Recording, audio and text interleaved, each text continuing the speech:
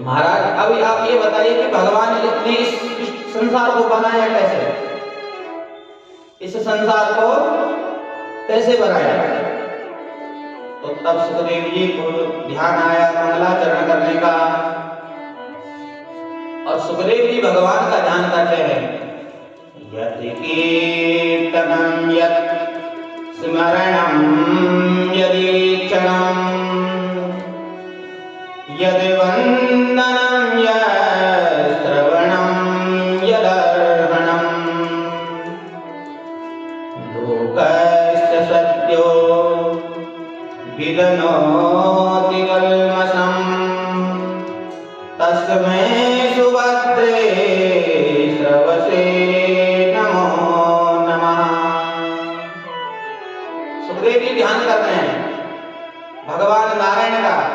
बोले जिनका कीर्तन करने से, जिनका स्मरण करने से, जिनका दर्शन करने से, जिनका बंधन करने से और जिनकी कथा श्रवण करने से जीवों के पाप तत्काल समाप्त हो जाते हैं, ऐसे परम पुरुष को मैं प्रणाम करता हूँ। तपस्विनो दान परा यशस्विनो मनस्विनो मंत्रविदः सुमंगलः क्षेमं न विन्दन्ति विना यदर्पणम् तस्मै सुभद्रे श्रवसे नमो नमः।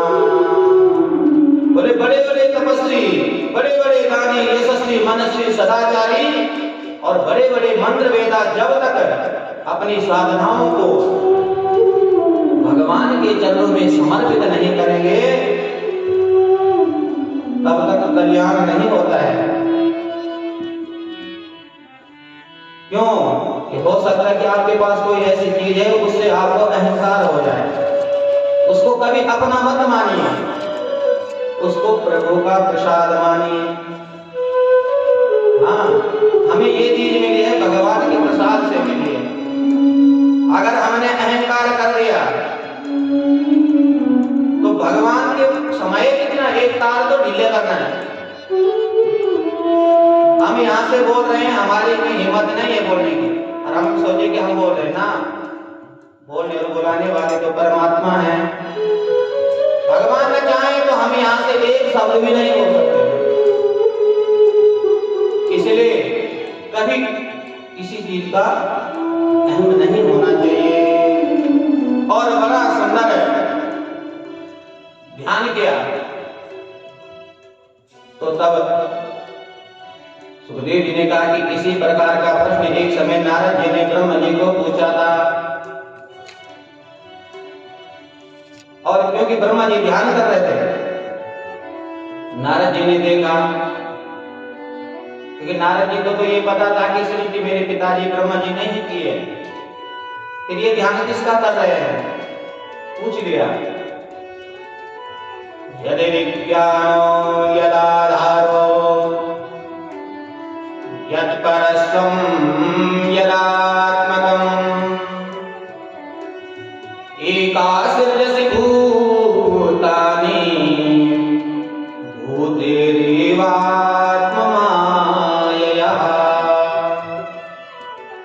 बोले पिताजी आपको ये ज्ञान कहां से आया ध्यान विधि का? ये जो आप ध्यान कर रहे हैं ये ज्ञान कहां से हुआ है? और आप किसका ध्यान कर रहे हो? आपका आधार कौन है? आपका स्वामी कौन है? क्यों कि आप तो अकेले ही पंचभूतों से इस संसार का सृजन कर रहे हो, सृष्टि कर रहे हो, तो आप किसका ध्यान कर रहे हैं? तो ब्रह्मा जी ने कहा नारायणः परः वेदः देवा नारायणाङ्गजः नारायण परलोकः नारायण परमतः। बोले पुत्र नारद, वेद नारायण के परायण और देवता भी नारायण के ही अंगों से कल्पित हैं। इसलिए नारायण परो योगो नारायणं परं तपः नारायणं परं ज्ञानं नारायणं परं गतिः। इसलिए नारायण ही परम योग है, योग ही नारायण है, और जो तप है वो भी नारायण है, ज्ञान ही नारायण है, और उत्तम गति भी नारायण है। इसलिए मैं भगवान नारायण का ध्यान कर रहा हूं।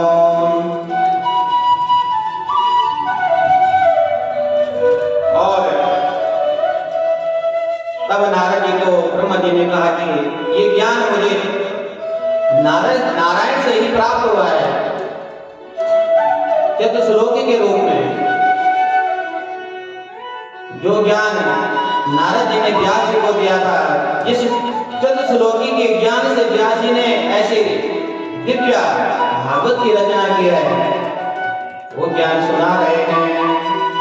बोले भगवान ने मुझे दिया था, क्योंकि जब भगवान ने मुझे प्रकट किया था तो मैं अपना आधार ढूंढ रहा था। जब मुझे अपना आधार नहीं मिला तब मैंने तपस्या की, और तब मुझे ये दिव्य ज्ञान भगवान नारायण से प्राप्त हुआ था। और भगवान ने कहा था, ज्ञानम परम गुह्यम मे यदि विज्ञान समन्वितः सरहस्यं तदंगम च गृहाणां गदितं मया। बोले ये बहुत गुह्य ज्ञान है, जो ज्ञान और विज्ञान से समन्वित है। विज्ञान से जो समन्वित ज्ञान है, ऐसा गुह्य ज्ञान ही ब्रह्मा जी मैं तुम्हें प्रदान करने जा रहा हूं। और 4 श्लोक दिए हैं। एक श्लोक में ब्रह्मा तत्व की व्याख्या की, एक श्लोक में माया, और एक श्लोक में जगत, और एक श्लोक में आत्मा। ये चीजें अगर हमने जान लिए तो ये दिव्य ज्ञान हो जाएगा जी। अहमेव, भगवान कह रहे हैं ब्रह्मा जी से, अहमेव समेवाग्रे नान्यत् सत्परम् पश्चादहं यदेतच्च यो वसिष्येति सोऽस्म्यहम् तीर्थं यत् प्रतीयेत न प्रतीयेत चात्मनि तद्विद्यादात्मनो माया यथा भासो यथा तमः। बोले अहमेव समेवाग्रे। बोले सत्य तो यह है कि इस सृष्टि से पहले न तो कोई था, तो बोले जब कोई नहीं था, आपके पास कुछ भी नहीं था, तो आपने ये सृष्टि बनाई कैसे? अरे कोई चीज तो रही होगी बनाने के लिए। भगवान ने कहा नहीं, अहमेव समेवाग्रे, केवल मैं ही था, मेरे अलावा ना अन्य कोई था ही नहीं। तो फिर ये सृष्टि आपने बनाई कैसे? अरे हर चीज के 2 कारण होते हैं, एक उपादान कारण और एक निमित्त कारण।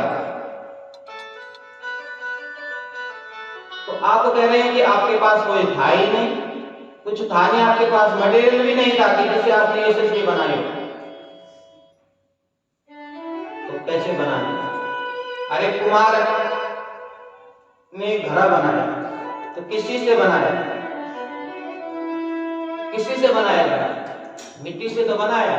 तो मिट्टी क्या होगी? उपादान कारण, जिससे घड़ा बना है। अब किसने बनाया है? कुमार ने। तो कुमार हो गया निमित्त कारण, उस उसने तो घड़ा तब बनाया जब मिट्टी थी उसके पास, मिट्टी ना होती वो नहीं बनाता। तो बोले आपने कैसे बनाए थे? भगवान ने कहा कि कुछ कुछ कारण ऐसे होते हैं जिसके निमित्त कारण भी और उपादान कारण एक ही होता है। जैसे मोर का पंख, मोर का पंख किसका है? मोर का, बनाने वाला भी मोर, पंख भी मोर का ही। तो बोले ऐसे ही ये संसार जो भी तुम्हें कुछ दिख रहा है ये सब मैं ही हूं, मैंने ही अपने शरीर का विस्तार किया है। इसीलिए तो कहा कि ये संसार, ये ब्रह्मांड पूरा भगवत स्वरूप है। और बोली ये मेरी माया है, जब संसार बना के दे दिया ब्रह्मा जी के लिए, तुम सृष्टि करो, तो बिना माया के बल पर नहीं कर सकते हैं।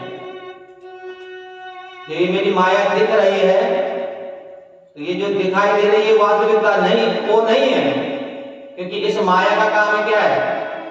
सत्य को छुपाना और असत्य को दिखाना। और माया से जो ये संसार चल रहा है, क्या है माया? मैं और तोर मूर्ति, मैं और तोर मूर्ति माया, ये मेरा है और ये तेरा है, बस यही तो है माया।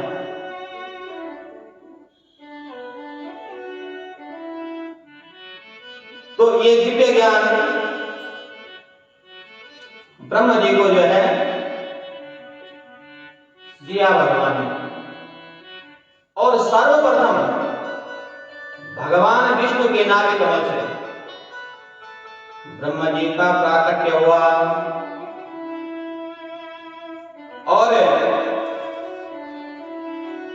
जब ब्रह्म जी प्रकट हुए तो ब्रह्मा जी अपना आधार ढूंढने लगे। मुझे जन्म देने वाला कौन है? तो उस कमल दल में ही घुस गए। कई वर्ष बीत गए लेकिन अपना आधार नहीं ढूंढ पाए।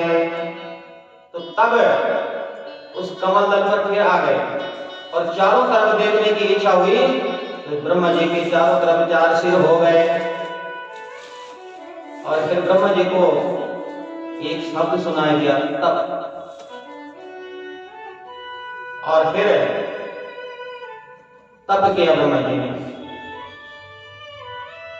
तो बताओ ब्रह्मा जी को क्या आवश्यकता पड़ गई तप करने के लिए? वो भी तो स्वतंत्र नहीं है, हम अपने आप को स्वतंत्र मान बैठते हैं।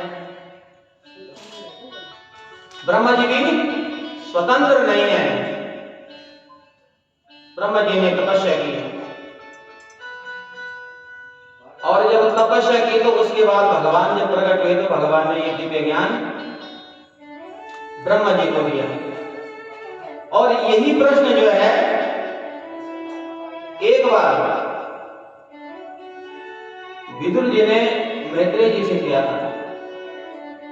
तो परीक्षित जी पूछ पड़े कि महाराज विदुर जी, तो जब महाभारत का युद्ध हुआ था कौरवों का त्याग करके निकल गए थे, तो विदुर जी कर मैत्रेय जी की भेंट कब हुई, कहां हुई, कैसे हुई? तो तब सुखदेव जी कहने लगे, यदा तो राजा सुसतान सारं गोष्ठं धर्मेण विनाकृते भ्रातृयविष्टस्य सुतान् विबन्धुन् प्रवेश्य लाक्षा भवने ददाः। बोले परीक्षित, ये उन दिनों की बात है जब अंधे धृतराष्ट्र राजा ने अन्याय पूर्वक अपने दुष्ट पुत्रों का पालन करने के लिए अपने छोटे भाई पांडवों के पुत्रों को मारने में कोई भी कमी नहीं छोड़ी, है ना? लाख्य भवन तक बनवाया। बोले ये उस समय की बात है। तो एक बार जब विदुर जी धृतराष्ट्र को समझा रहे थे पांडवों के पक्ष में बात रख रहे थे, तो उस समय दुर्योधन खड़ा हो गया और विदुर जी को अपशब्द बोल दिए। तो उस समय भी धृतराष्ट्र नहीं रोकते दुर्योधन को, और जब विदुर जी ने देखा कि भाई दुर्योधन इस प्रकार की शब्दावली का प्रयोग कर रहा है, राजा फिर भी मौन है, तो ऐसे राजा के साथ रह के कोई फायदा नहीं है। और सुखदेव जी कहने के राजन उसी समय स्वयं धनुर्धारिणी माया गतव्यतो याद गुरुमान याना सनिर्गता कौरव पुण्य लब्धो गजय्यवायाति पदा पदानी। बोले मानो राजन उसी समय, क्योंकि देखो धर्म दोनों की तरफ था, कौरवों की तरफ भी था और पांडवों की भी तरफ था।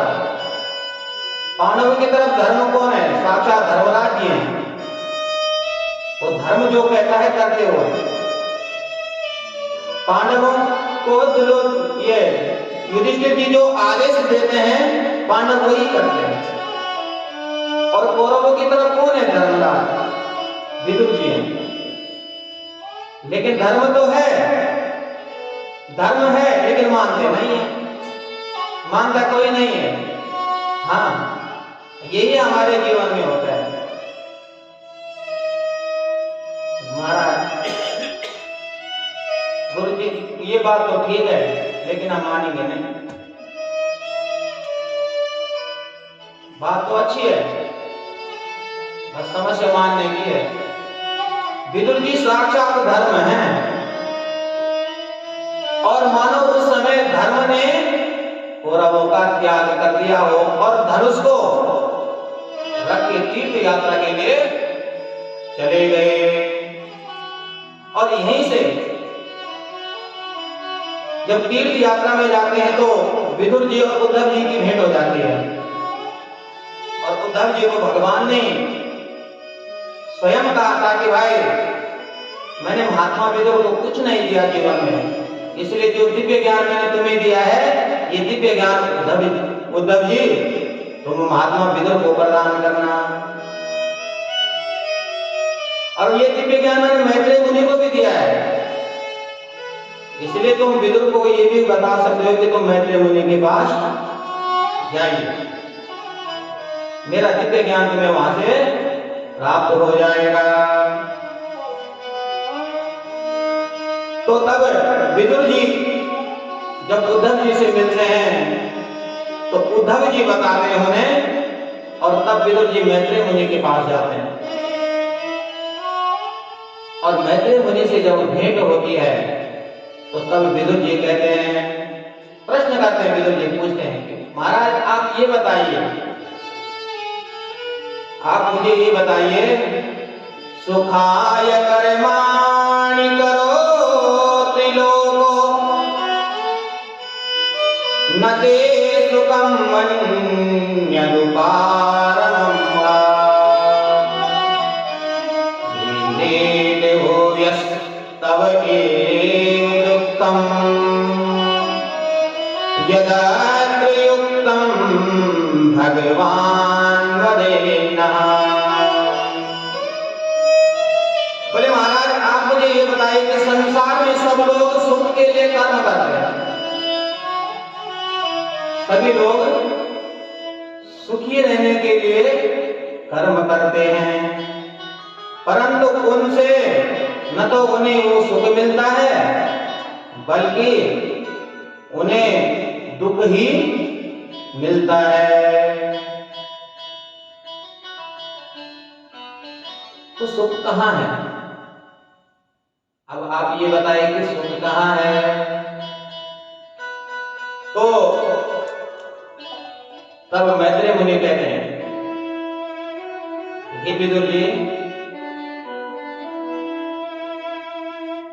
वास्तविक सुख भगवान के चरणों में, ये संसार तो दुखालय है। और तुम्हें पता है तुम कौन हो? तुम क्या भोग रहे हो इस संसार में? अरे तुम इतने परम ज्ञानी होने के बाद और फिर मुझसे प्रश्न कर रहे हो कि सुख कहाँ है? मांडव्य शापाद भगवान प्रजा संयमनो यमः। बोले तुम जो है तुम साक्षात धर्म हो। विदुर जी तुम साक्षात धर्म हो, तुम तो मांडव्य ऋषि का शाप भोग रहे हो। तुम्हें मांडव्य ऋषि का शाप लगा है, इसे तुम जो है इस को भोग रहे हो। कैसे लगा था विदुर जी को? धर्मराज उनको शाप। एक बार जो है किसी राजा का धन कोई चोर चुरा कर ले जा रहे थे और चोरों ने राजा के सिपाहियों को आते हुए देखा अपने पीछे, तो उन्होंने वो धन जो है चुपचाप वहीं रख दिया जहां मांडव्य ऋषि का आश्रम था। अपने आप निकल गए, फंस गए बेचारे महात्मा। अब वो महात्मा को पकड़ के ले गए। राजा से बोला, महात्मा ने कहा कि भाई हमने कुछ नहीं किया। महात्मा अपनी जगह सत्य कह रहे हैं, हमने कुछ नहीं किया है। लेकिन राजा को भ्रम हो गया कि ये झूठ बोल रहा है और महात्मा को जो है राजा ने आदेश दे दिया कि इन्होंने हमारे राज्य में चोरी की है, इसलिए इनको सूली पर चढ़ाओ। अब मांडव्य ऋषि तपस्वी थे, तो जब सूली पर चढ़ाया तो सूली पर नहीं चढ़े। मांडव्य ऋषि ने जो है तप योग के प्रभाव से अपने को स्थित कर दिया ऊपर ही। अब राजा घबरा गया, बोले ये तो वास्तविक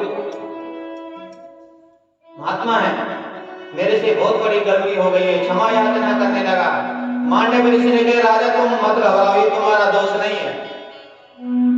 मैं पता करके आता हूं कि मेरा दोष क्या था, जो जिस दोष के कारण मुझे आज सूली पर चढ़ना पड़ रहा था। और सीधा धर्मराज के पास गए और धर्मराज से कहा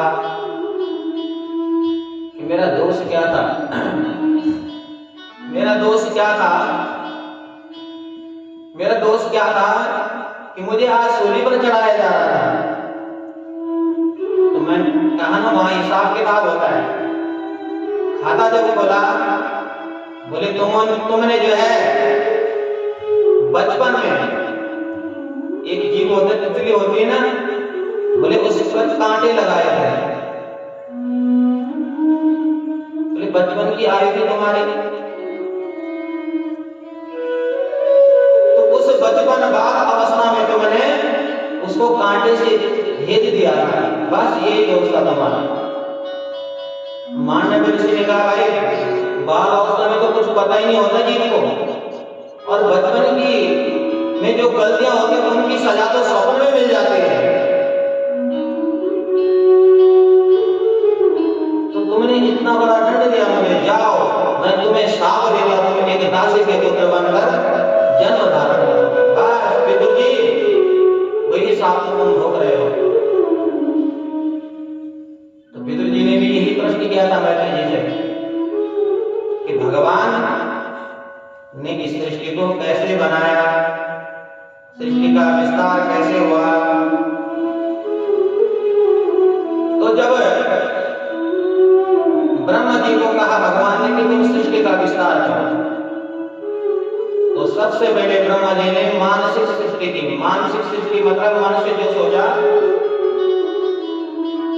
तो मन से 4 कुमारों को प्रकट किया, सनक, सनंदन, सनातन, सनत कुमार।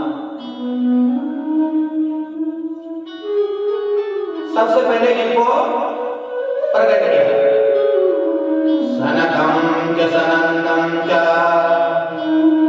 सनातनमत प्रभु सनत कुमारं जमुनि निष्क्रियानुद्वरेतसः। इन 4 कुमारों को प्रकट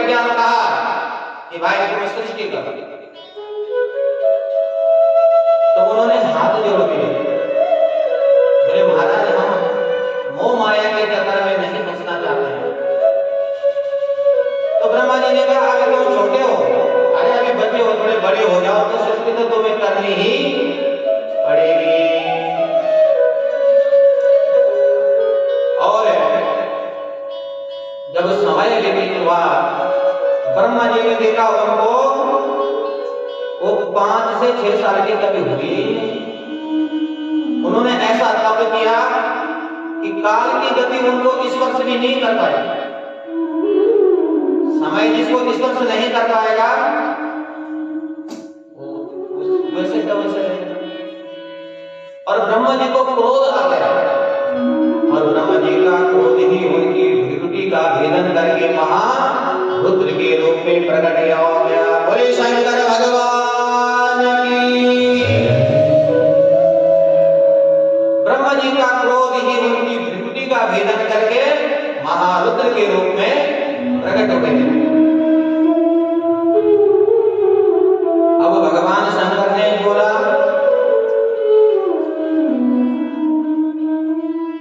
कि मेरे लिए क्या आज्ञा है, मेरे लिए मेरा क्या नाम होगा। तो ब्रह्मा जी ने कहा, सवेरुरोद देवानां पूर्वजो भगवान भव, नामानि कुरुते धात स्थानानि जगद्गुरु। बोले तुम प्रकट होते ही रोने लगे, इसलिए तुम्हारा नाम रुद्र होगा, भगवान शंकर। तो क्या करना है मुझे? बोले सृष्टि। और भगवान शंकर ने ऐसी भयानक सृष्टि की कि ब्रह्मा जी घबरा गए। तो ब्रह्मा जी ने रोक दिया भगवान शंकर को, बोले ऐसी सृष्टि हमें नहीं करवानी। तो क्या करें? बोले तुम भी तपस्या करो। भगवान शंकर आंख बंद करके ध्यान में बैठे थे। और अब की बार ब्रह्मा जी ने अपने मन से सृष्टि जब की तो 10 ऋषियों को प्रकट किया। अब 10 ऋषियों के नाम सुनिए। मरीचि मुनि को अपने मन से प्रकट किया, और अपने नेत्रों से अत्रि मुनि को, और अपने मुख से अंगिरा ऋषि को प्रकट किया। पुलस्त्य ऋषि को अपने कानों से प्रकट किया, और अपनी नाभि से पुलह ऋषि को, और हाथों से क्रतु ऋषि को प्रकट किया, और अपनी त्वचा से भृगु ऋषि को, और प्राणों से वशिष्ठ ऋषि को, अंगूठे से दक्ष को, और अपनी गोद से देव ऋषि नारद को प्रकट किया। हो गए 10? पूरे हो गए? तो इन 10 ऋषियों को ब्रह्मा जी ने प्रकट किया, और अपने दाहिने वक्षस्थल से भगवान ब्रह्मा जी ने धर्म को प्रकट किया, और अपनी पीठ से अधर्म को। तो इसलिए लोग कहते हैं अरे बहुत बुरा व्यक्ति है। हमारे गुरु जी कहते थे, बोले उससे भी नफरत मत करो, उसको गलत दृष्टि से मत देखो। अरे दोष गलत काम का है। क्यों? कि ब्रह्मा जी ने अधर्म को अपनी पीठ से प्रकट किया था, वो भी भगवान की पीठ समझकर उसे भी प्रणाम कर लो दूर से, लेकिन उसे घृणा, पाप से घृणा करो, पापी से क्यों? तो अधर्म को ब्रह्मा जी ने अपने पीठ से प्रकट किया, अपने हृदय से कामदेव को, और अपनी भृकुटी से क्रोध को। ये हमारे जीवन में जो चीज है ये सब भगवान ने ही बनाए हैं। अगर ये ना होती तो ये संसार नहीं चलता। और अपने अधरोष्ठ से, जो ऊपर के ओष्ठ हैं, उनसे लोभ को प्रकट किया। मुख से सरस्वती को प्रकट किया, अपनी छाया से कर्दम मुनि को प्रकट किया, और तब अंत में वामांग से शतरूपा और दक्षिण अंग से मनु को प्रकट किया। ये मानसिक सृष्टि है। अभी तक मानसिक सृष्टि चल रही है। तो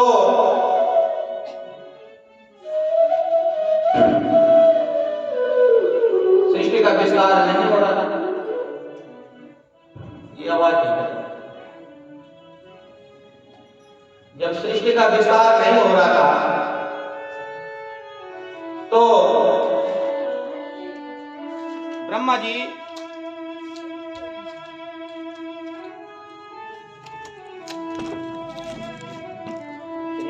नारायण